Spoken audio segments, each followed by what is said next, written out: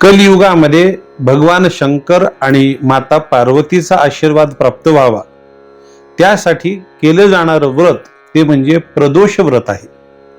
प्रदोष व्रत केल्यानंतर आपली मनोकामना पूर्ण होते, आपले संकटही दूर होतात आणि वैवाहिक जीवन सुद्धा अत्यंत सुखदायी होतं. प्रदोष व्रत हे पुरुष मंडळीही करू शकतात आणि स्त्रिया सुद्धा करू शकतात. तर प्रदोष व्रत करत असताना हे व्रत कसं करावं तर वर्णन असं आहे.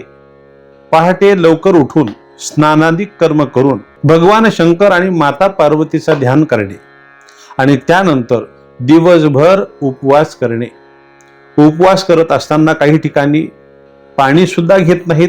काही भक्तवर्ग फराळाचं करतात, साबुदाणा, भगर किंवा फलाहार हे केलं तरी सुद्धा चालेल.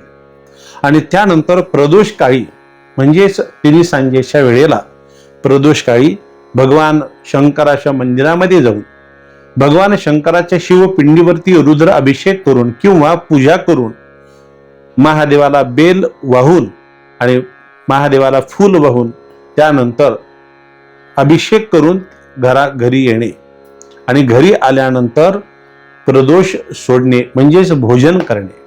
हे असं एक व्रत आहे. प्रत्येक वारी येणारा प्रदोष आणि त्याचं फळही सांगितलेलं आहे. तर आपण पाहूयात. रविवारी जो प्रदोष येतो त्याला भानु प्रदोष किंवा रवी प्रदोष असं म्हणतात.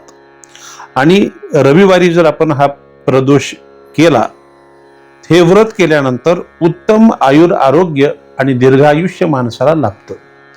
सोमवारी येणारा जो प्रदोष आहे त्याला सोमप्रदोष असं म्हणतात. आणि हे व्रत सोमप्रदोषाच्या दिवशी जर आपण पूर्ण केलं तर माणसाची मनोकामना पूर्ण होते. मंगळवारी येणाऱ्या व्रताला भौमप्रदोष असं म्हणतात. आणि हे व्रत केल्यानंतर माणसाला उत्तम आरोग्य आणि व्यक्ती आजारातून मुक्त होतो असा आशीर्वाद आहे. बुधवारी येणाऱ्या प्रदोषाला सौम्य प्रदोष किंवा बुध प्रदोष असं म्हणतात. बुधवारी जर हे आपण व्रत पूर्ण केलं तर माणसाची इच्छा पूर्ण होते. गुरुवारी येणाऱ्या प्रदोषाला गुरु प्रदोष असं म्हणतात. तो शत्रूवरती मात करून पितरांचा आशीर्वाद आपल्याला प्राप्त होतो. शुक्रवारी येणाऱ्या प्रदोषाला भृगु प्रदोष किंवा शुक्र प्रदोष असं म्हणतात. आणि त्या दिवशी व्रत केल्यानंतर नकारात्मक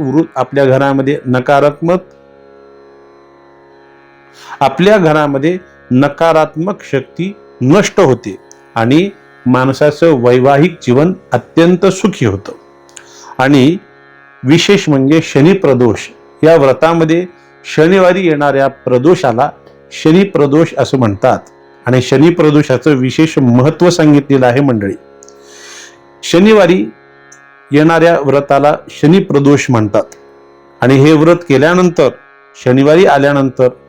शनिवारी हे व्रत केल्यानंतर संतती सुख माणसाला मिळतं आणि जीवनामध्ये यशही मिळतं. त्याच प्रकारे शनिवारी जर प्रदोष आला आणि आपण व्रत केलं तर ज्या माणसाला साडेसाती लागली असेल त्या माणसाची साडेसाती सुद्धा दूर होते आणि शनी महाराज त्या माणसाला शुभ फल आशीर्वाद देत असतात.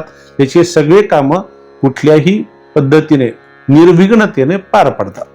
तर अशा पद्धतीने कलियुगामध्ये जीवन जर सुखदायी करायचं असेल भगवान शंकराचा आणि पार्वती मातेचा आशीर्वाद असणे अत्यंत गरजेचं आहे. त्यामुळे नक्कीच आपण प्रदोष व्रत करावं आणि जीवन हे मंगलमय बनवावं. धन्यवाद.